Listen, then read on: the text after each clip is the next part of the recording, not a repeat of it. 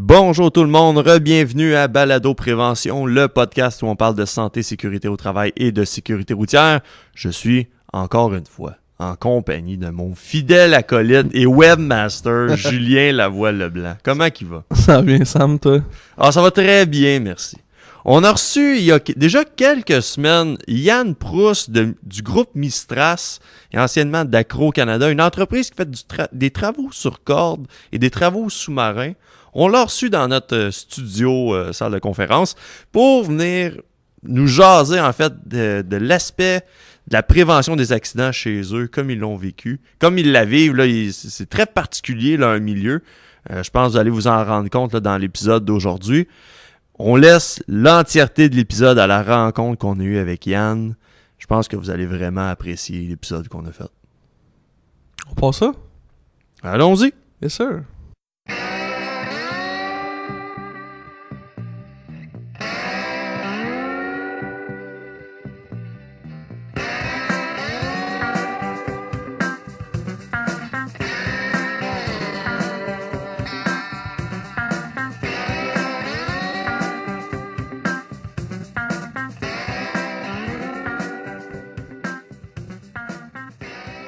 On est de retour à Balado Prévention et on est en compagnie de notre invité du jour. On est avec M. Yann Proust. Comment ça va, Yann? Ça va bien, merci. Merci d'avoir accepté l'invitation de venir au podcast. Ça me fait plaisir. Mistras, travail en hauteur, travaux sous-marins. J'aimerais ça que tu nous parles un peu de comment... Ça part de où ce business-là? Comment t'en es arrivé là-dedans?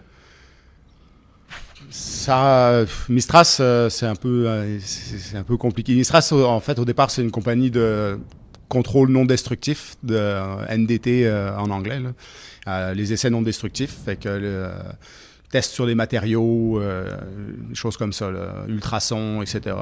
Puis, au cours des années, ils ont développé différentes techniques, des appareils, tout ça. Ils ont acheté des compagnies qui faisaient les inspections, puis par la suite...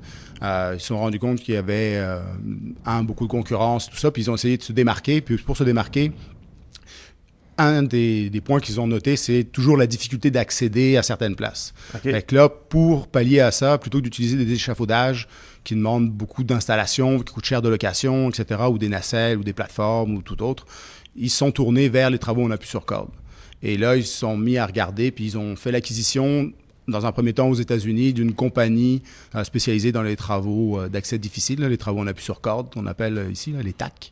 Ça, c'est-tu comme les hommes araignées? Oui, exactement. C'est les hommes araignées, oui. Les hommes araignées, on relie plus ça au sauvetage, les pompiers, etc. Ils sont pas...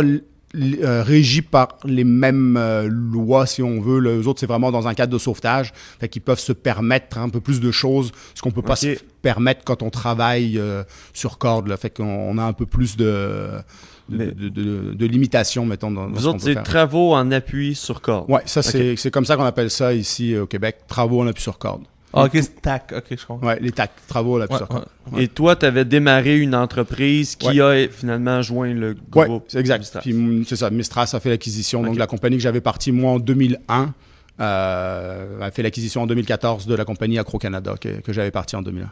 Puis on passe ça comment, une compagnie de travaux en appui sur corde? C'est complètement un hasard. En fait, j'étudiais à l'Université Laval à Québec. Puis l'été, on donnait des cours d'escalade aux jeunes. C'était les camps de jour, en fait, de l'université. Puis j'étais intervenant là pendant l'été. Fait que on donnait des cours à des jeunes. Puis à un moment donné, il y a un des parents des jeunes qui est venu nous voir, puis qui a dit, lui, il travaillait pour la garde côtière. Puis il nous a dit, hey, j'ai des travaux à faire sur des balises, sur des phares, tout ça. Mais là, j'ai vu que dans certains pays, ils faisaient ça sur corde. Ça vous tenterait-tu de le faire? Fait que nous, à ce moment-là... J'avais besoin de 100$. Même pas. En fait, à ce moment-là, moi, j'étais étudiant. J'étais sauveteur à la piscine, au PEPS. Je donnais des cours d'escalade. Je voulais pas travailler plus que ça. Ça m'allait. C'était parfait. Fait que ça, c'était en 99. Okay. Fait que on a laissé aller un peu. Puis après, arrive la fin des études. Puis là, on se dit, ouais, pas fou son idée à lui. Travaux sur corde, tout ça. Fait que là, on se met à regarder un peu sur Internet On se remet en 99, là, c'était pas tout à fait ce que c'est aujourd'hui. T'avais là. été sur Alta Vista, t'avais regardé ce qui se faisait un petit Exact, peu. c'est pas mal ça, la toile du Québec, des trucs comme ça. Fait que, on avait regardé tout ça, puis je t'avoue qu'on trouvait pas grand-chose au Québec. Ok. On a su par la suite qu'il y avait déjà des précurseurs là, qui avaient parti des choses en travaux sur corde, mais à cette époque-là, c'était pas très visible, puis on trouvait pas. Tout ce qu'on trouvait, ça se passait pas mal en Europe. C'est pas mal là que ça s'est développé, en fait, les travaux en appui sur corde en Europe. Dès les années 70, en fait, ça a commencé. OK. Fait que, moi, vous avez reconnu mon accent, là, je viens de l'autre bord La Beauce, hein, de la je Marne, c'est ça, de la Beauce, exact. Fait que j'ai pris contact avec mon père qui travaille dans le milieu de la construction. Puis je lui dis, on est intéressé, tu sais, les travaux sur corde, tout ça, tu connais-tu du monde, as-tu ça? Fait que là, il nous sort 2 noms de grosses entreprises en France qui tournaient quand même assez fort à l'époque. Et puis, fait qu'on rentre tout bonnement en communication par courriel avec ces 2 compagnies. On écrit un courriel en disant, voilà, nous, on était 3 à ce moment-là. Là. On est 3, on est intéressé à développer les travaux en appui sur corde au Québec. Il n'y a rien vraiment en place, tout ça. On cherche de l'aide, ça vous intéresse-tu? Puis sur ces 2 compagnies, il y en a une qui a répondu, oui, nous, ça nous intéresse. Là, ça a pris un petit peu de temps, là, les discussions, etc. Finalement, ça a fini par, venez-vous-en travailler pendant 6 mois chez nous, donc en France. Et puis, on va regarder, on va vous éduquer un petit peu là-dedans, on va vous former, puis on va discuter, puis par la suite, on verra ce qui se passe. Fait que, on est parti comme ça. Ça, c'était donc en 2000. Ça s'est décidé en août 2000. Et puis, moi, évidemment, c'était facile pour moi de retourner en France, les visas, les papiers, etc. 2 autres de mes collègues, à ce moment-là, Yannick puis Jean-Sébastien. Yannick a comme laissé tomber, là, c'était un peu trop, il y avait d'autres choses, tout ça. Jean-Sébastien, le temps de faire ses papiers, tout ça, il a été en France un peu plus tard, au mois de décembre. Fait que c'est ça, on a travaillé pendant 6-8 mois à peu près là-bas. Pour apprendre les rudiments de de faire des travaux comme ça. Oui, vraiment les rudiments. Là. À l'époque, même en France, la législation n'était pas encore super installée, même si ça se faisait beaucoup. Là. Souvent, en France, on les appelle les prostituées du bâtiment. Là. Tout le monde s'en sert, mais c'est pas vraiment légal. Puis, ce qui est un peu paradoxal, c'est qu'un des plus gros donneurs d'ouvrages, c'est le gouvernement. Fait que, tu sais, c'est comme, c'était pas légal, mais on te tolère, tout ça. Puis on va t'engager en plus. C'est ça, puis on t'engage, puis on te paye. Fait que c'est parti de là, en 2000.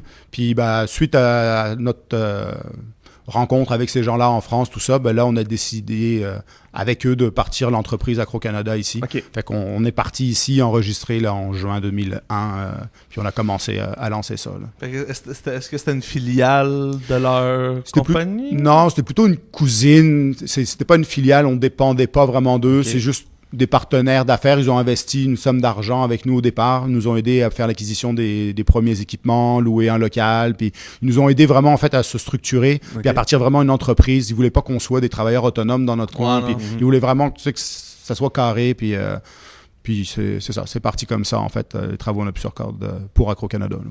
Mon Dieu. Est-ce que tu te voyais de partir une business? Est-ce que tu faisais des études en administration? Non, du tout. J'ai fait en France, j'ai fait mon génie chimique.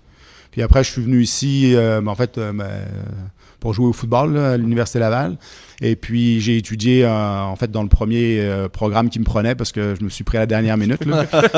Puis, c'était activité physique à l'époque là, qui est devenue kinésiologie au cours de mon bac. Là, mais c'est ça. Donc, non, je me destinais pas du tout à ça. Mais le fait, c'est qu'il y a il y a un lien quand même assez présent, ce travail-là, puis l'activité physique, la kinésiologie. Ouais. Mais c'était quoi le pourcentage au début de s'occuper des affaires et de monter directement? En fait, au début, quand on a parti la business, c'était vraiment... On cherchait de la job. Quand on avait de la job, on faisait la job. Là, on avait fini la job, on recherchait de la job. Fait que, c'est toujours les montagnes russes. Là. Fait que t'arrives pas à avoir un cycle de vente ou autre normal. Fait que c'est tout le temps, on cherche de la job, on la fait, on cherche de la job, on la fait, jusqu'à ce qu'à un moment donné, le volume fasse que... là, on peut engager d'autres mondes. Fait que là, nous, on peut se concentrer plus sur les ventes, puis faire travailler du monde, puis etc. Là, c'est parti comme ça. Puis le recrutement, ça... ça, je pense que tu peux comprendre qu'un métier spécialisé un peu comme ça, c'est difficile de trouver du monde à main levée comme ça. Là. Fait que, mais je te dirais que 90% du monde, c'est des gens qui font de l'escalade dans leurs loisirs, là, qui viennent de plus en plus. Le métier se professionnalise parce qu'on nous demande de plus en plus de choses techniques. Au début, c'est vraiment le classique des travaux sur corde, c'est laver les vitres. Là. Même si entre nous, c'est pas vraiment payant, là, laver des vitres, parce que le marché est tellement sursaturé que c'est pas intéressant. Beaucoup d'inspections aussi qui se fait. Au début, les travaux sur corde, notamment au Québec, là, ça s'est fait beaucoup pour de l'inspection. Inspection des ponts, inspection des barrages, etc. C'est des structures qui sont difficiles d'accès en partant. Là. Fait que c'était ça vraiment le gros de la business, là, l'inspection. Puis par la suite, là, on a intégré plus les chantiers de construction. Fait qu'au début, des petits jobs, là, du caulking, de la maçonnerie, puis à mesure, on fait de plus en plus de travaux. On fait maintenant beaucoup... du montage de structures d'acier? Pas tant de montage de structure, parce que c'est toujours des affaires qui sont lourdes. Fait qu'il y a toujours des grues qui sont impliquées et tout ça. Fait qu'à un moment donné, ça vaut pas tant la peine. Puis il y a la dangerosité aussi, là, toutes les pièces de métal qui se déplacent, etc. Fait que non, pas trop dans le... Ça va plus arriver pour des petits spots. Mettons, à telle place, on a oublié un boulon. Fait que là, plutôt que de remonter un échafaudage ou de remobiliser une grue ou autre, là, on va intervenir puis on va aller faire la petite job qui manque. Ou une petite soudure à droite, à gauche ou des choses comme ça. Et est-ce que ces travailleurs-là... parce que là, il y a une différence entre... Bon, je dis pas que laver des vitres, ça se fait comme ça nécessairement, mais il y a quand même une différence entre laver des vitres puis aller... faire de la maçonnerie en hauteur. Oh, ouais. Est-ce que chaque personne est supposée avoir sa spécialité, ou en tant que là, je vais dire comme araignée, là, mais en tant que ce genre de travail-là, c'est un peu normal d'avoir plusieurs cordes à son arc pour être sûr d'avoir de la job? C'est sûr que c'est toujours idéal d'avoir un maximum de cordes à son arc. Là. Après, ici au Québec, on connaît, il y a certains métiers, certains travaux qui sont régis par les syndicats professionnels. Les syndicats professionnels. Dès que c'est un chantier qui est CCQ, là, tu n'as pas le choix que d'avoir une carte. Fait qu'à ce moment-là, évidemment, on engage des gens qui ont des cartes de compétences pour faire le travail. Ça, on peut pas passer à côté, là. C'est la loi. Avec, mais après, il y en a on a certains compagnons qui, après, par la suite, vont chercher une autre carte d'apprenti pour être capable d'avoir 2 métiers. Puis, tu sais, le genre de métier qu'on a besoin, on n'a pas besoin de tant de métiers que ça. Tu sais, on a besoin de soudure, mais soudeur, c'est pas un métier, mais c'est une occupation, là. C'est manœuvre spécialisée, là. Soudeur. On a besoin de peintre. Souvent, on fait de la peinture. Puis après, isolation. Électricité, pas tant que ça. On fait des petits jobs, mais tu sais, par exemple, on change l'ampoule au 1250 René Lévesque, là, le poteau blanc là, avec la lumière rouge en haut. Là. Mais tu sais, ça ne demande pas des qualifications d'électricien. Tu dévisses l'ampoule, tu remplaces l'ampoule. Tu sais, c'est pas tant que ça. Puis des fois, quand c'est des métiers qui sont vraiment spécialisés, soit on va accompagner la personne qui va aller faire le travail. C'est-à-dire que nous, on met en place toute la sécurité au niveau du sauvetage, au niveau de l'accès, etc. On va avoir 2 personnes qui vont être là. Puis, on va s'assurer que la personne, elle se rende à poste en sécurité. Là, ça demande des gens qui sont à l'aise en hauteur, évidemment. Tu ne peux pas demander ça à tout le monde. Mais la plupart du temps, on trouve du monde. Ça, c'est quand c'est des petits jobs... comme ça, sporadiques à droite, à gauche. Mais sinon, ce qu'on fait aussi, on l'a fait dans plusieurs cas, notamment avec les calorifugeurs, c'est qu'on va former les gens pendant 1 semaine. Puis, donc, on va leur apprendre les rudiments des travaux en appui sur corde. Puis après 1 semaine, ils sont autonomes à se déplacer sur corde. Fait qu'ils ne sont pas autonomes à accrocher les cordes, à faire les nœuds, etc. Mais ils ont une certaine autonomie pour être capables de monter puis de descendre sur la corde. Fait qu'on a nos gens spécialisés qui vont accrocher les cordes, qui vont faire les nœuds, etc. Puis les gens vont accéder par ce moyen-là. Comment ça se passe quand vous engagez quelqu'un de dire « Toi, t'as-tu le vertige quand t'es en hauteur? » Est-ce que des fois, c'est arrivé, c'est en haut de la structure, tu fais comme « Ouais, finalement, je suis pas tant à l'aise que ça. » Mais définitivement, le vertige, en général, les gens le savent, parce que le vertige, c'est physiologique. Tu sais, souvent, on dit on a le vertige, mais en fait, on a plus peur des hauteurs que le vertige. Le vertige, c'est un dérèglement de l'oreille interne. Fait à ce moment-là, tu le sais que tu as le vertige. Tu montes sur un tabouret, puis t'es pas à l'aise. Tu as le goût de vomir. Fait que, ça, tu le sais. Après, la peur des hauteurs, chacun, on a notre niveau d'acceptation là, de où est-ce qu'on est à l'aise ou pas. Puis même des fois, je te dirais, d'une journée à l'autre, ça change. Tu sais, des fois, tu es à l'aise de faire quelque chose, puis le lendemain, tu files pas bien, tu n'as pas bien mangé ou quoi, puis là, tu files pas. Mais de façon générale, comme je vous disais au début, les gens qui viennent, c'est des gens du milieu d'escalade. Fait que souvent, ces gens-là, ils ont déjà apprivoisé cette peur-là, puis ils la connaissent, ils en sont conscients. Mais ça arrive régulièrement qu'on ait des gens qui font 2-3 jours, puis qui nous disent non, je suis pas capable. Ou même à la formation, des fois. La formation de base pour les travaux en appui sur corde, c'est une semaine complète, là. Fait que après une journée, 2 jours, ils disent non, c'est pas pour moi, là. Je m'en vais. Je m'en vais. Mais puis encore là, il y a certaines personnes qui vont être plus à l'aise dans certaines situations. Comment je pourrais dire, quand on est sur une paroi, admettons, tu as les 2 pieds qui touchent la paroi, tu as les mains autour, fait que tu pas vraiment cette sensation de vide parce que tu as toujours quelque chose en avant de toi. Par contre, admettons l'exemple que je donnais tantôt d'aller changer la lampe en haut au 1250 René Lévesque. Qui est une des pour ceux qui ne savent pas, qui ne viennent pas souvent à Montréal, c'est une des plus hautes tours de la ville. Si oui, évidemment. C'est une des plus hautes, mais là, ils se battent parce que c'est pas la plus haute du sol jusqu'en haut, mais c'est la plus haute si on regarde par rapport à l'horizon en bas en bas du Mont-Royal. C'est ça. Mais ils se battent. Une des plus hautes. C'est ça. Et j'en étais où? Il n'y a pas d'appui. Fait que comme il n'y a pas d'appui, quand on est en haut sur ce type d'édifice-là, tu as juste un poteau. Tu arrives en haut, le poteau, il fait 10 pouces, 8 à 10 pouces de diamètre. Là, c'est pas énorme. Là. Fait que là, tu as vraiment un 360 autour de toi. Tu n'as nulle part vraiment où mettre tes pieds. Fait que là, des fois, c'est différent. T'sais, même si tu es habitué des hauteurs, tu as un petit quelque chose. J'ai une question par rapport... J'essaie d'imaginer, là, sans rentrer dans les détails de toute l'installation, mais c'est appui sur corde, ok, mais la corde, elle tient où exactement? Dans un cas comme ça, j'imagine qu'elle tient plus haute que nous. Oui. Ben, dans un cas, si on prend encore le 1250 sur René Lévesque, il y a des pins qui sont prévus pour ça, pour monter. Fait que c'est du 3/4, je pense, à peu près, qui est 5-8, 3/4, qui sont boltés sur le côté. Fait qu'on monte avec ça, puis on met nos cordes à mesure qu'on monte. Comme des pitons d'escalade en... Ouais, mais ils sont déjà en place. Ouais, c'est vissé, là. Puis d'une place qui n'en aurait pas, par exemple? Ben là, d'une place qui n'en a pas, là, on a des techniques un peu plus avancées, là, qu'on appelle, on appelle ça de l'artif, là. Ça vient encore là du monde de l'escalade, là. Mais c'est qu'on s'attache à mesure qu'on progresse. On fait ça notamment dans les structures de pont. Okay, ouais. Où on comprend que on avance de façon horizontale. Fait à chaque fois qu'on arrive à une membrure, ben là, on fait un ancrage, on sécurise notre corde, puis là, on avance à l'autre, on sécurise notre corde, etc., etc. Fait qu'on avance, on progresse comme ça, tranquillement. Mais la plus... On est assis encore, pas trop la plupart du temps, vraiment, là, souvent, les gens nous disent comment vous faites. Ben, je prends l'ascenseur, j'arrive en haut, puis j'accroche mes cordes. Il y a presque tout le temps de la structure qui est en place et tout ça.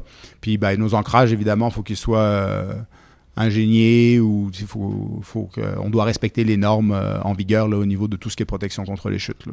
Mais chez vous devez avoir des cartables de procédure parce que c'est souvent dans des jobs qui ne sont pas faits par autre personne que vous autres. Donc, c'est vous qui devez déterminer la méthode sécuritaire, quel type de nœud je vais faire, quel type de corde. Mais ça, c'est tout ce qui est vraiment la corde, ça, c'est quand même bien connu parce que c'est ce qu'on apprend dans nos formations. Okay. Des nœuds, on n'en fait pas tant que ça. Toutes les nœuds de nos cordes en haut, c'est des nœuds en 8. C'est pas mal ça.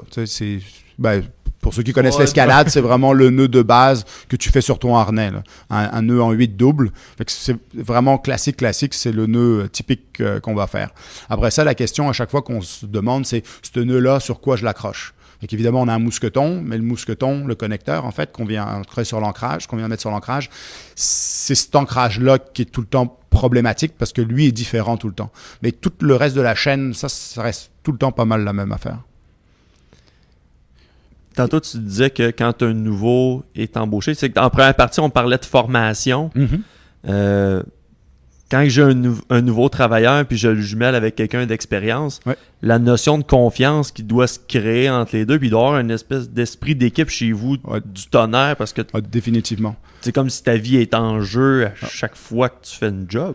Oui, potentiellement, la personne avec qui tu travailles, elle a ta vie, ta vie à toi entre ses mains à elle. Fait que Oui, en même temps, ça fait un peu cliché de dire ça, là, parce que en même temps, je touche du bois, mais des accidents sur corde, il y en a pas beaucoup. Là.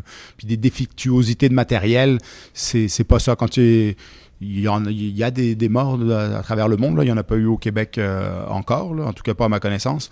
Mais souvent, c'est des gens qui vont pas s'être attachés, puis qui vont vouloir se rendre à leur poste de travail sans avoir suivi les procédures, en fait, puis ou ils glissent sur le toit ou des choses comme ça. Mais une fois attachés, une fois que les gens sont sur corde, les accidents il y en a très, très, très, très peu.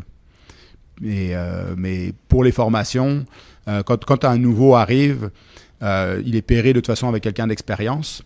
Encore là, je ne sais pas si on veut rentrer dans les détails, mais il y a 2 organismes d'accréditation il y en a plus que ça dans le monde, mais mettons en Amérique du Nord, les 2 principaux, qui sont IRATA, qui vient d'Angleterre. IRATA pour Industrial Rope Trade Association. Il m'en manque un. Industrial Rope Access Trade Association, c'est ça, IRATA. Puis il y a SPRAT, qui est le Society of Professional Rope Access Technician. Fait que c'est les 2, IRATA et SPRAT, qui régissent un petit peu comment on doit les bonnes façons de faire en fait sur corde. Puis les 2 organismes marchent vraiment sensiblement de la même façon.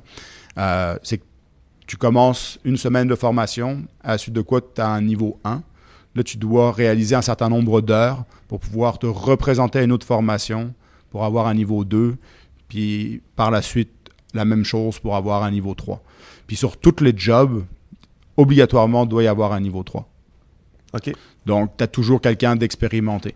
En gros, le niveau 1, lui, il a le droit de monter et de descendre sur ses cordes. C'est l'exemple que je donnais tantôt quand on forme du monde pour réaliser certains travaux plus techniques. Ensuite de ça, un niveau 2, il va être capable de faire les ancrages, mais il doit se faire valider par le niveau 3.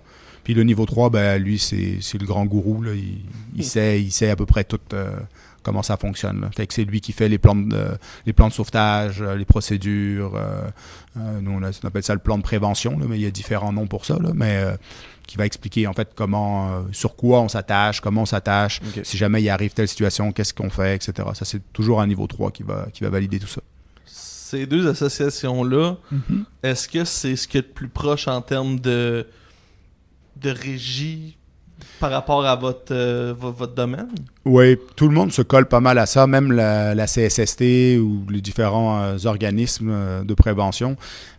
Pour l'instant, il n'y a pas de législation au Québec qui régisse les travaux en appui sur corde. Ils ont commencé à le faire dans d'autres provinces, là, notamment en Alberta, parce qu'il y avait une très, très forte demande à cause de tout le secteur du oil and gas, des pétrochimiques en fait. Fait que il y a une autre province aussi, mais je veux pas dire de bêtises, fait que je le dirai pas, mais il y a 2-3 provinces au Canada sûr, puis l'Ontario là, ils sont à la veille là, de déposer toutes les études sont faites et tout ça. C'est parce qu'il n'y en a pas assez ici qu'on le fait pas, ou on attend peut-être l'expertise on sait pas. Ben, OK. Depuis fin des années 90, début 2000, la CSST a mis en place un comité des travaux en appui sur corde, sur laquelle ils ont regroupé différents intervenants du milieu. Il y avait Hydro-Québec, qui était très favorable aux travaux en appui sur corde. Il y avait le Cirque du Soleil, qui ne travaille pas vraiment sur corde, mais bon, ils ont une certaine expertise, c'est ça. Ils sont dans les airs, mais c'est artistique. Fait que, encore là, c'est pas les mêmes lois qui régissent. Il y avait différentes compagnies comme la nôtre qui œuvrent dans ce domaine-là. Et puis, il y avait aussi les échafaudages. Puis, je pense même qu'il y avait des nacelles aussi. Mais on comprendra que si on veut qu'un comité avance, il faut que tout le monde veuille à peu près la même chose. En mettant, tu sais, on est les premiers compétiteurs des échafaudages et des nacelles parce que on fait la même job, mais on évite d'avoir à installer des échafaudages. Fait que finalement, ça a plus ou moins jamais abouti. Il y a des gens de la CSST, par contre, qui sont très au fait des travaux en appui sur corde. Quand ils ont fait ce comité-là, il y a 3 ou 4 personnes de la CSST qui ont été suivre le cours dont je vous parle, IRATA. Ils ont été en Angleterre. À cette époque-là, SPRAT n'était pas encore très développé. Fait qu'ils ont été à IRATA. Puis ces 3 personnes-là étaient disséminées dans les régions du Québec en fonction de là où il y avait des activités sur corde. Fait qu'ils les ont disséminés un peu au travers le Québec. Fait qu'il y avait quelqu'un qui représentait la région de Montréal, là, qui était qui était comme à Saint-Jean-sur-Richelieu, il y avait quelqu'un au Saguenay, puis il y avait du monde à Québec. OK. Fait que c'est comme ça un peu que c'est parti. Mais après ça, nous, on a fait évidemment beaucoup de représentations, parce que nous, notre désir, c'est que notre métier soit reconnu, parce que c'est toujours le même problème. Tu arrives à quelque part pour présenter ton produit, puis ouais, mais c'est-tu légal? Ben, c'est pas interdit. Ouais. Donc, c'est légal, mais tu sais, je veux dire, ouais, mais j'ai-tu le droit? Peux-tu me le montrer? Ben non, au Québec, je peux pas. Mais je peux te montrer qu'en Ontario, bientôt en Ontario, ça va se faire. Je peux te montrer qu'en Alberta, ça le fait. Aux États-Unis, en Californie, ils ont légiféré aussi. Puis, en Europe, évidemment, ça fait longtemps que c'est régi aussi. Fait qu'on avait cet intérêt-là, mais je pense que la CSST, ça coûte de l'argent aussi, faire des nouvelles lois, des nouveaux règlements, etc. Puis la CSST se satisfait du statu quo parce que ça lui permet de dire « je t'arrête de travailler pour telle raison ». En fonction des règlements en santé-sécurité qui sont actuellement en vigueur. Parce que c'est quand même assez restrictif, puis tu es capable de faire arrêter quelqu'un de travailler assez facilement. Puis après, les compagnies qui sont sérieuses en travaux en appui sur corde, ça leur permet aussi de nous laisser travailler. Fait que le statu quo, il est bénéfique pour tout le monde, c'est ça. C'est ça. Fait que tout le monde s'en accommode, mais personnellement, j'aimerais mieux que ça soit régi puis qu'une bonne fois pour toutes, on sache sur quoi ça en est. Parce que suffit qu'il y ait un blessé grave, puis là, on va se dire pourquoi il n'y avait rien. C'est ça. Je dirais que la plupart il y a quand même plusieurs entreprises là, qui œuvrent dans le même domaine que moi, puis la plupart des gens sont sérieux. Mais il y a toujours des gens qui veulent couper des coups ou autres. Puis s'improviser. C'est ça, qui vont s'improviser. Puis c'est facile d'accès. Hein. Tu vas t'acheter un harnais, une corde, puis bingo, ça y est, tu peux y aller. Fait que tu peux même avec ton matériel d'escalade. Au début, c'était ça. Là, c'était beaucoup des matériels de spéléo. Fait que de la toute petite corde, du matériel vraiment d'escalade, là, qui sont récréatifs. Ouais, merci. Qui sont pas normés, qui n'ont pas de normes industrielles. Maintenant, les manufacturiers se sont tous mis au pas, puis tout ce qu'on utilise, c'est CSA ou quasi tout, là, à 95%. OK. Et là, depuis tantôt qu'on parle de travaux en hauteur, chez vous faites aussi des travaux à l'opposé, complètement en dessous de l'eau. Oui, les hommes grenouilles puis les hommes araignées. Je vais pas trop mixer ensemble. Les parties de Noël, là, ça se bat. Là. Fait que, oui, effectivement, les hommes grenouilles. Mais en fait, on vit exactement les mêmes réalités. Là, aussi. Par contre, au niveau de la plongée, c'est déjà beaucoup, beaucoup, beaucoup plus légiféré. Comme eux, admettons, c'est une occupation au niveau des métiers de la CCQ. Là. Okay. Il y a la dénomination plongeur, elle est déjà existante. Fait qu'eux autres, ils s'affranchissent de tout ça. Fait qu'eux autres, dans l'eau, du moment que tu es plongeur, tu peux tout faire. Tu peux souder, casser du béton, tu peux faire n'importe quoi. Et oui, on soude sous l'eau. Soudage, est-ce que ça exige le soudage haute pression pour être en dessous de l'eau ou d'autres? Tu sais, je compterais pas de. Moi, je suis vraiment corde. OK. Par la force des choses, j'ai eu à gérer aussi la plongée sous-marine. Fait que j'en connais un peu, mais moi, je suis pas un plongeur. J'ai jamais plongé de façon commerciale. Fait que je pourrais pas te donner de détails vraiment techniques là, par rapport à tout ça. Là. Je sais que dans la réglementation, il y a tout ce qui est plan de sauvetage quand on fait des travaux à proximité d'une rivière ou d'un cours d'eau. En tout cas, il faut que ce soit quand même assez élaboré. C'est assez exigeant. Ouais. Quand on fait des travaux, je pense que vous avez des chantiers dans le fleuve Saint-Laurent. Oui. C'est pareil. Le principe, mais oui. d'un potentiel encore plus gros. En fait, oui, mais on a les mêmes restrictions, les mêmes choses. Puis, tu sais, des fois, c'est comme agaçant un petit peu, là. Tu sais, on va marcher sur un quai, puis, tu sais, les gars sont plongeurs, là. Puis, on va leur demander, ouais, mais t'as pas ton cours de... je sais plus c'est quoi le cours, là, mais de marcher sur le bord d'un quai. Ouais, c'est parce que, tu sais, c'est sûr que je peux marcher sur le bord d'un quai. Tu sais, je plonge là. Fait que, tu sais, tout en arrière, fait que... Mais sinon, c'est les mêmes. On est régi par les mêmes choses. Puis pour revenir à ce que je connais plus, c'est comme souvent, je rentre dans une usine ou quoi, on va me dire, t'as-tu ton cours de protection contre les chutes? Je suis SPRAT niveau 3, c'est sûr que je connais ça, les chutes, mais est-ce que j'ai suivi mon cours de protection contre les chutes que toi, tu veux pas nécessairement, t'sais? Fait ils nous demandent quand même de passer toutes ces formations-là, protection chute. Justement, peut-être que s'il y avait... C'était reconnu. C'est ça, c'était reconnu. Ouais. On saurait que c'est équivalent ou ça le complète. Il y a certains donneurs d'ouvrage, notamment Hydro-Québec, qui sont impliqués. C'est ça. Non, lui, les Sprat ou les Errata, c'est bon, il n'y a pas besoin de son pro-chute. Ils le savent. Puis c'est pareil en plongée. Là. Quand on a à intervenir sur le bord d'un quai ou autre, ben il y en a qui vont nous dire non, c'est correct. On sait que vous êtes safe de travailler là. Et tout ça, mais... C'est nager, là. Ouais, c'est ça. C'est peut-être pas juste ça le danger, mais ouais, je comprends. Ce qui vient me chercher depuis tantôt, depuis qu'on a commencé, c'est de voir comment qu'un loisir est devenu une profession, en bout de ligne. Ouais. Est-ce qu'il y a un avenir, en fait, une relève? Est-ce que faut passer encore par des gens qui trippent sur l'escalade? Est-ce que, étant donné que c'est pas un sport qui est si développé que ça, comme la plongée...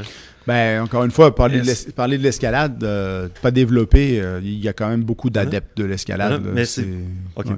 je connais pas. Non, Je pensais juste pas pas. tant Non, mais je pense que ce que Sam, tu veux dire, c'est que justement, tu peux pas étudier pour... Mettons, il n'y a pas de chemin tracé pour faire ça. Faut que tu aies des attitudes physiques puis de l'expérience. Mais est-ce que justement, est-ce que ça serait intéressant de développer quelque chose pour avoir une relève éventuellement? Ben pour l'instant, tu sais, la relève, la moyenne d'âge chez nous, je sais pas, là, mais c'est pas 30 ans, là, c'est sûr. Là.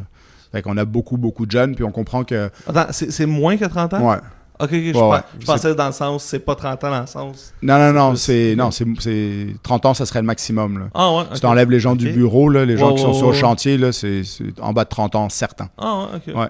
Okay. Puis, encore là, c'est des gens qui viennent d'escalade. On n'a pas beaucoup des vieux. On a une ou deux personnes, 55, 60, là, mais c'est pas beaucoup. C'est quand même des métiers exigeants qui sont usants. Là. Fait que c'est pas évident de garder le monde.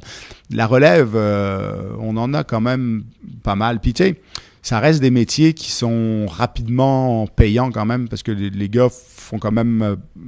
c'est sûr qu'il y a quand même beaucoup de déplacements parce que on travaille en hauteur, fait qu'on cherche les hauteurs. En ville, ici à Montréal, t'as les structures, les ponts, les immeubles, mais c'est pas mal ça.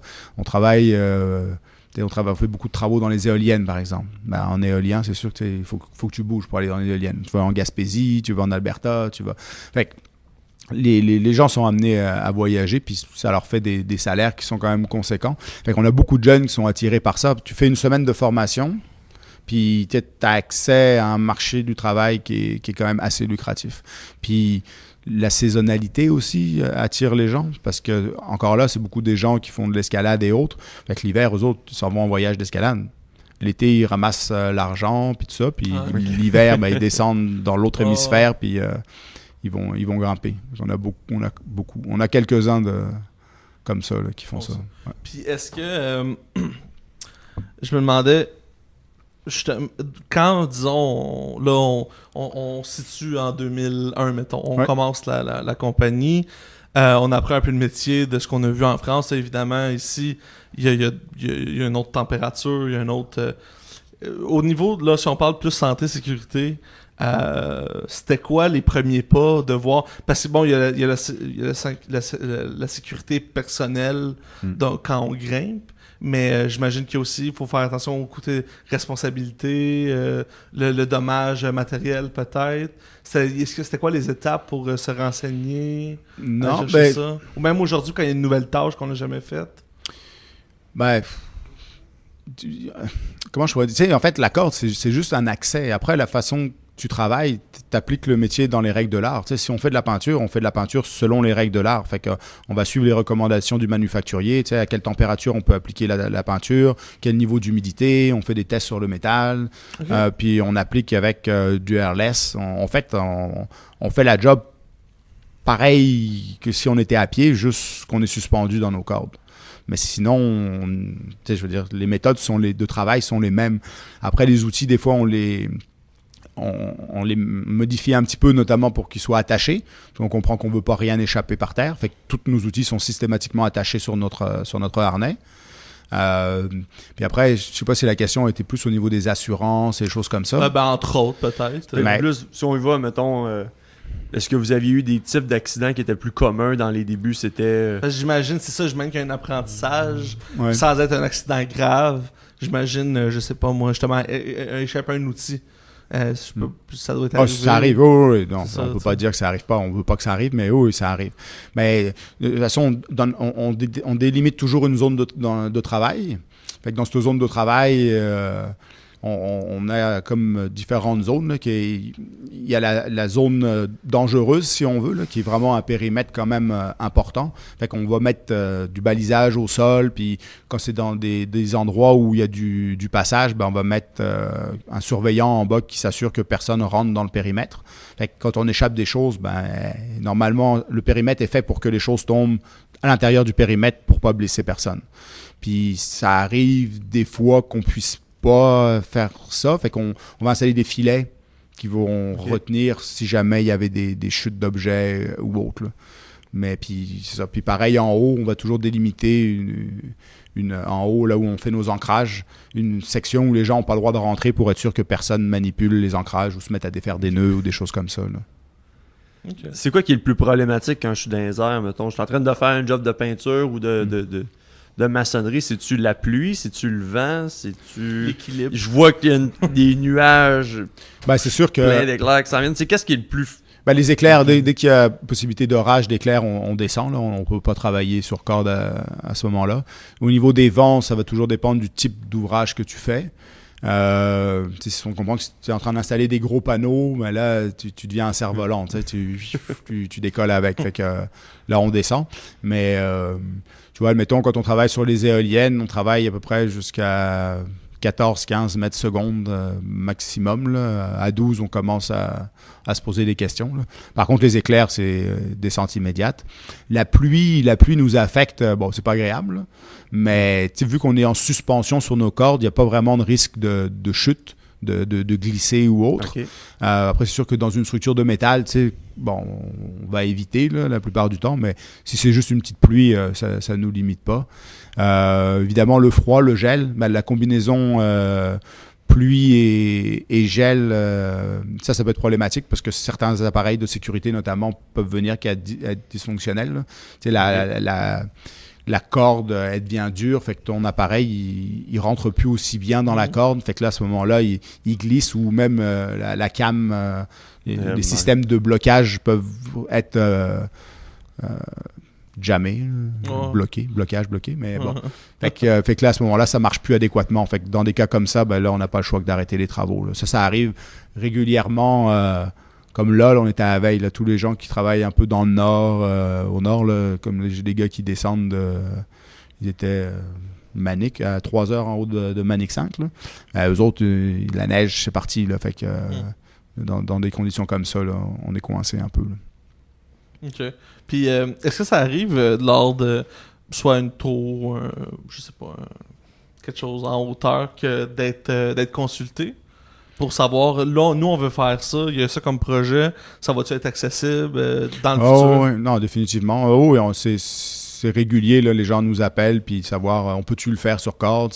Les gens, de toute façon, on essaye toujours de sauver des coûts. Là. Fait qu'ils essayent toutes les méthodes possibles pour sauver des coûts.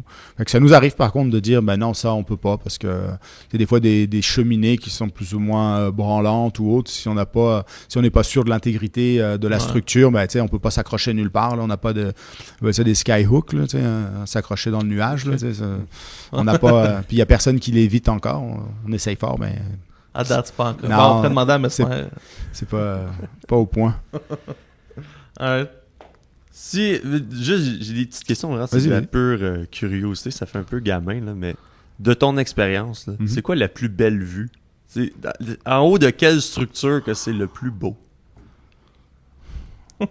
Que toi, où t'as grimpé? Là, il y a 1250 rue René-Lévesque, c'est les commanditaires de l'épisode. Ben, non, le 1250, c'est vraiment beau, là, parce que t'as vraiment une super belle vue. Mais non, on a fait... C'est ce qui est beau dans notre métier, c'est qu'on a accès vraiment à des places complètement variées. T'sais, on fait de tout. Là. En haut d'une éolienne l'automne, là, avec toutes les couleurs et tout, là, c'est beau aussi, on maudit. Là, t'as les oies qui passent sont un peu plus basses que toi. Ouais. Non, ça, c'est vraiment beau.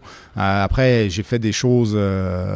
dans des cathédrales en France notamment, là, descendre en plein milieu de la nef, là, t'es comme au milieu des fresques et tout ça. C'est pas, il y a pas de paysage, mais tu te dis, c'est une vue incroyable. Je suis là, tu sais, c'est des choses comme ça qui sont. Puis on fait des choses des fois, des choses bizarres. Tu sais, j'ai posé des paratonnerres sur des clochers d'église. Tu sais, t'es tout en haut du clocher, là. Tu sais, t'es sur un truc de 4x4, là, puis t'es tout en haut, là. Et la vue, pareil, c'est les châteaux d'eau aussi. Partout où il y a des points élevés, en fait, c'est beau, là. Le moins beau, je pourrais t'en dire, là. Des silos, des collecteurs, des repères à pigeons. Ouais, ça, ouais. Si on est rendu dans des questions comme ça, le mécano là, de Jason Statham, avez-vous ça, le mécanicien? Boy, c'est loin. C'est qu'il se promène avec des ventouses, des buildings en verre. Puis là, non, tu sais pas c'est quoi? Non, mais on utilise des ventouses, hein, pour... Ah ouais, ok. Ouais. Des fois, est-ce que vous coupez du verre avec un petit laser? Non, ça, on n'a pas fait ça. Non, ça, c'est... Mais notamment sur les éoliennes, pour se tenir en place, c'est pas ce qui nous tient accrochés, là, mais juste pour rester proche de là où on travaille, parce qu'il y a souvent des dévers, là. Fait que, avec des ventouses, on vient mettre des ventouses, puis ça nous permet de rester collé à la paroi. Ça, c'est juste pour la stabilité. C'est pour la stabilité. On monte pas avec ça. Non, on monte pas avec ça. Mais des fois, il y en avait un, là, il y a une couple de mois, là, aux États, c'était pour protester contre quelque chose, qui est monté sur Trump Tower, je pense, puis qui avait des ventouses, puis qui montait avec une cape, là. Ça avait pas trop l'air sécuritaire, son affaire, là. Fait que, ouais. Il y a un célèbre, Alain Robert, il grimpe à peu près tous les édifices dans le monde, mais à main nue, là. À main nue? Ouais. Il était passé dans le temps, Julie Schneider, au point J, ouais. Okay. Puis il est arrivé en haut, puis il dit « La seule chute que je crains, c'est celle de mes cheveux. » C'était une pub pour des soins capillaires quelconques, là. C'est ça. C'est quoi, il se met du stade, puis... non, vraiment, juste... mais Alain Robert, ouais, non, c'est... c'est assez impressionnant. Mais on fait pas ça, nous, là. Non. Un petit peu plus organisé, un petit peu plus consciencieux. Travaux sous-marins. Avez-vous déjà fait des découvertes spéciales dans le fond de l'eau? Spécial, non, mais c'est sûr qu'on a des cadavres, là. Ça arrive, surtout dans les grilles de barrage ou des choses comme ça, là. C'est pas magnifique, là, mais dans le fleuve, tu sais, le côté sous-marin, on n'est pas dans les huiles turquoises ou autres. Là. Ouais, ça doit être opaque un peu. La visibilité est assez ridicule. Il y a certaines places où il y a une bonne visibilité, mais la plupart du temps, les gars sous l'eau... encore une fois, comme je vous dis, moi, je suis jamais allé sous l'eau pour la job, là, professionnellement. Mais quand on voit les rapports, parce que systématiquement, ils ont toujours une vidéo là, qui filme ce qu'ils font. OK.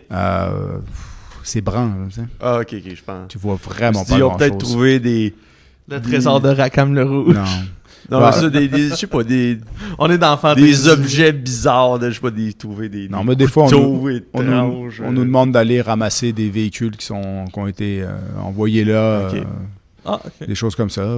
Mais non, je pense qu'on n'a pas trouvé des choses. Pas de trésor. Peut-être qu'ils ont gardé pour eux autres. Peut-être que les hommes ils ont pas rapporté. On ne dit pas ça. C'est ça. On veut pas que ça se sache au grand public. Alright. Sam, avais-tu... Moi, ça fait pas mal le tour. Merci Yann de t'être prêté au jeu. Ça fait plaisir. De balado prévention. C'était bien agréable. Accepté. Je pense que dans le fond, il y a comme 1000 questions, là, mais c'est ça, on veut quand même rester dans le domaine. Ben c'est ça, parce que là, moi, le mécano, là, j'ai vu ça, puis là, j'étais comme, oh my god, je trouvais ça cool, mais ça a l'air que c'est pas ouais, là, on ferait sortir bien des films qui a des bouts d'escalade. On peut sortir le fameux, c'est Cliffhanger avec Stallone, là. Ouais, c'est ça que je te dis. Où il tire avec son gun, puis ça fait un ancrage dans le roc, là. Non. On l'a pas, ça non plus. Moi, j'avais Mission Impossible 2, quand il monte, puis là, il est pogné, fait que là, il faut qu'il saute pour aller pogner un autre bout, puis là, il se ramasse avec il se met 2 genoux d'une craque. Ouais. Puis là, il se repose. Ouais, mais c'est des films, ça. Mais encore là, nous, on travaille... Déjà, je l'ai pas dit, mais on est toujours sur 2 cordes, nous autres. Hein. On a une corde de travail qu'on appelle, puis on a un safety en plus. OK. C'est toujours ces 2 cordes-là. Fait que, on n'est pas... Tu peux pas... Il n'y a rien Mais d'improvisé. c'est quand même très... Tu sais, on niaise avec Stallone pis tout. À date, ça fait comme 3 épisodes qu'on parle de Stallone, je pense. Mais bon. Ah ouais? Ouais, C'est la référence de... Ouais. Ça dérive tout le temps vers... à un moment donné, c'était Rambo. Ouais, c'est ça. Mais le choc post-traumatique. Là, Ah, mais... ouais. Mais juste de dire qu'il y a quand même... moi, je trouve ça super impressionnant. Tu sais, on parle de vertige, monter sur un tabouret, avoir peur, moi... Moi aussi, en haut d'un escabeau, Ouais. j'en ai fait que, suffisamment. bravo. Mais Sam, peut-être que tu peux nous dire, dans le fond, aussi, par rapport à les chutes... c'est quoi, comment ça s'appelle? Les travaux en hauteur? Tous les travaux en haut de 10 pieds, en fait, 3 mètres, là, tu dois être attaché. Puis tu... trois Nous autres, Ouais. c'est Tu très dois- rare qu'on en a, en fait.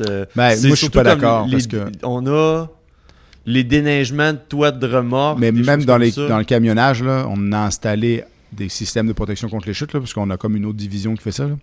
On en a installé plein, partout où il y a des camions qui viennent, admettons, dans toutes les laiteries. Tu sais, il faut qu'ils aillent faire un échantillonnage. Il faut qu'ils montent sur Ouais. le camion. Ils sont à plus de 10 C'est vrai. sont- Quand sont on à- passe sont aux à plus de 10 pieds. citernes...